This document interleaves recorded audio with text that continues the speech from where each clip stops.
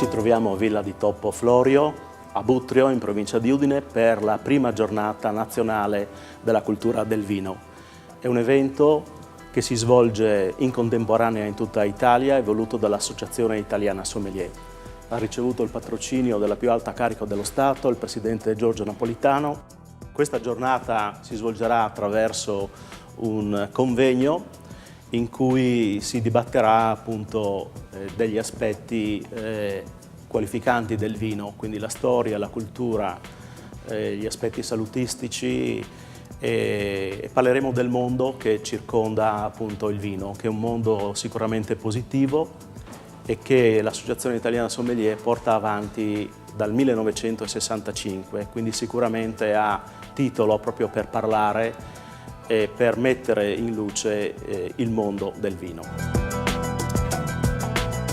Sono 10 anni, anzi al 6 novembre di quest'anno entreremo nel 10° anno di attività di questo gruppo editoriale, di questa società editoriale, anzi, che si occupa del mondo enogastronomico, perché il 6 novembre del 2002 abbiamo dato inizio alle pubblicazioni dell'unico mensile di enogastronomia che si trova nelle edicole del Friuli Venezia Giulia. Siamo un progetto editoriale anomalo, nel senso che siamo gli unici in Italia a svolgere un'attività di questo tipo, perché pur essendoci tante riviste di enogastronomia, in edicola in realtà non ce n'è nessuna che vada a mettersi a confronto con il pubblico che ogni mese deve investire, anche se poco, perché la nostra rivista costa 2,50 €, deve investire però per acquistare un giornale di enogastronomia che tra l'altro parli del proprio territorio. Sembra quasi una contraddizione, ma in realtà parlare del nostro territorio è importante anche in situazioni come quella di oggi, proprio perché diamo voce a delle persone, a degli artigiani del gusto, come li chiamiamo noi, che altrimenti non avrebbero l'opportunità di uscire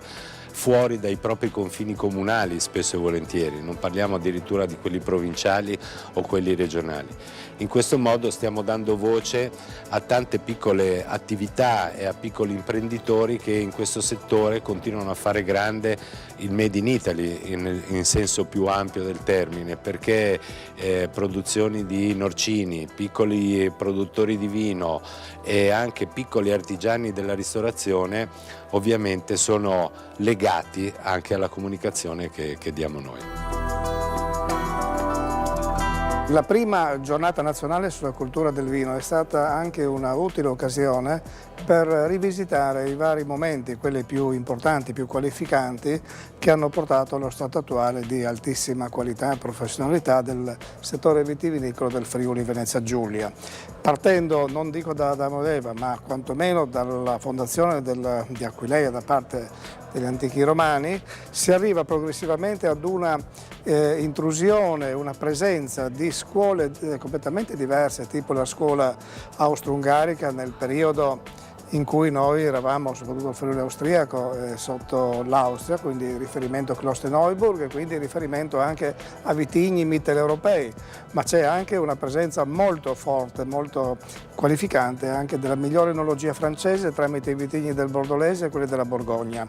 Questi vanno in parte a soppiantare, ma non del tutto, i vitigni autoctoni, quindi quelli che noi ricordiamo sempre come la Ribolla, il Refosco, il Pignolo, e se vogliamo anche il Tokai in diverse maniere rinominato, che non scompaiono del tutto. Quelli che meritano rimangono. Ecco, quindi oggi l'enologo e l'agronomo, come io sono, lavora su queste tipologie con un grande equilibrio, senza che l'uno prevarichi sull'altro e trovandosi anche a gestire delle emergenze, che magari sono delle emergenze positive, come la presenza di bollicine tipo Prosecco, che va molto di moda. Quindi all'agronomo, che è un tecnico, viene richiesto certe volte anche di disciplinare le sue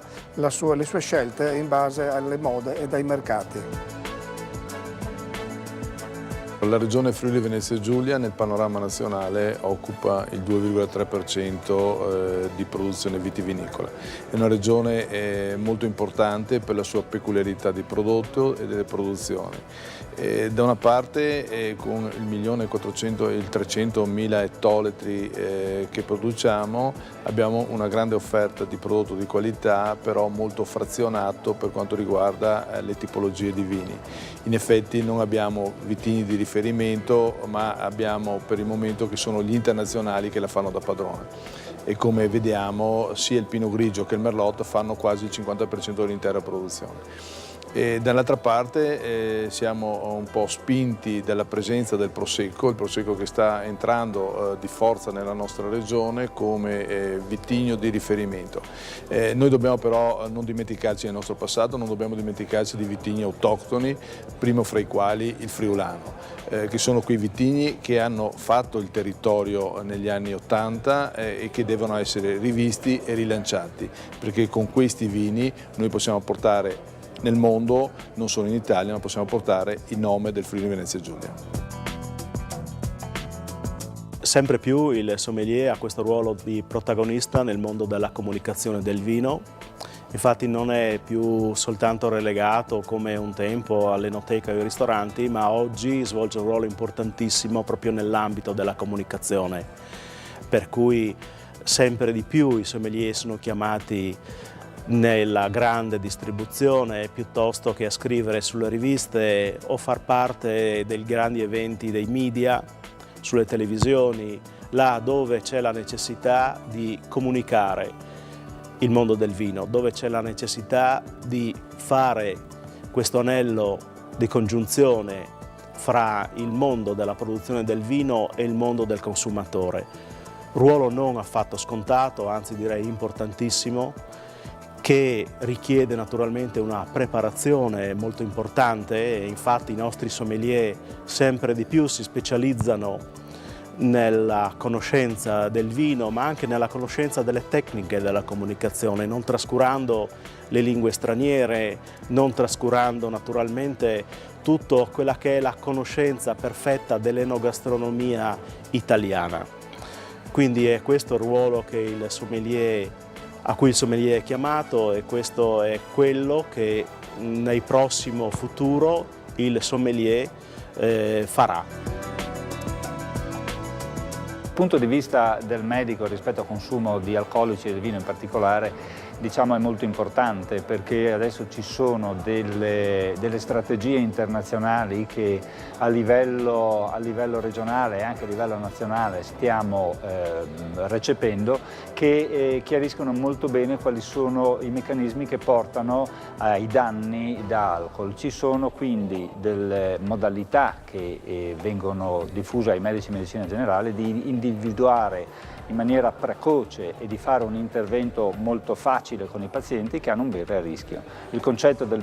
rischio e del bere a rischio è fondamentale capire che vanno valutati i rischi e non va valutata la sostanza che uno beve, quindi il vino se viene utilizzato per gli sballi non è certo la causa, ma quella persona si sballerebbe anche se non avesse il vino, quindi ci sono delle condizioni che determinano i rischi che vanno valutate dai medici di medicina generale ad esempio. Queste condizioni vanno dalla mancanza di lavoro, dal fatto di mancanza di relazioni sociali, mancanza di reti sociali e l'incapacità ad esempio dei giovani di stare insieme ad altri se non hanno delle dosi di alcol all'interno del corpo. Voi potete capire che quindi questo esula completamente dal consumo invece in maniera consapevole e moderata del vino, che promossa da una regione come la nostra, che è una regione produttrice di vino, ma come noi c'è anche la Francia, c'è anche la Spagna e altri stati che comunque portano avanti adesso questo tipo di strategia.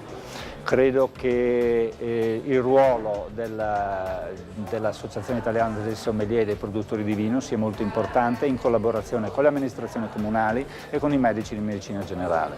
Io direi che questo può essere così un riassunto di quello che si potrebbe provare a fare, trovare una modalità di collaborare ognuno con le proprie competenze.